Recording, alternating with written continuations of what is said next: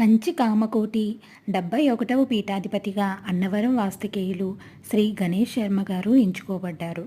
2025వ సంవత్సరం ఏప్రిల్ 30న పరమ పవిత్రమైన అక్షయ తృతీయ రోజున గణేష్ శర్మ గారికి సన్యాస దీక్ష ఇచ్చి వారిని పీఠానికి ఉత్తరాధికారిగా నియమించారు. సన్యాస దీక్ష అనంతరం వారికి శ్రీ సత్య చంద్రశేఖరేంద్ర స్వామి అనే సన్యాస నామాన్ని ఇవ్వడం జరిగింది. శంకరాచార్యులు వారు నెలకొల్పిన పీఠాలన్నింటిలో కంచిపీఠం ఎంతో ప్రత్యేకత కలిగి ఉంది. భూమండలం మొత్తానికి కాంచీపురం నాభి స్థానంగా చెప్పబడుతుంది.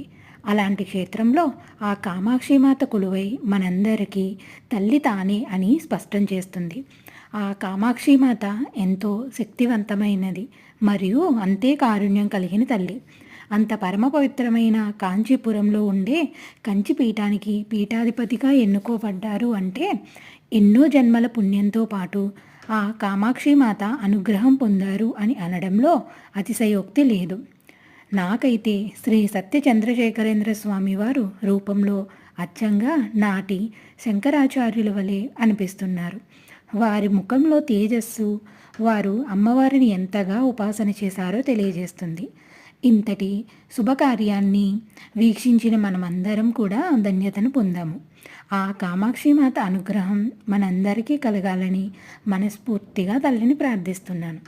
శ్రీమాత్రే నమః.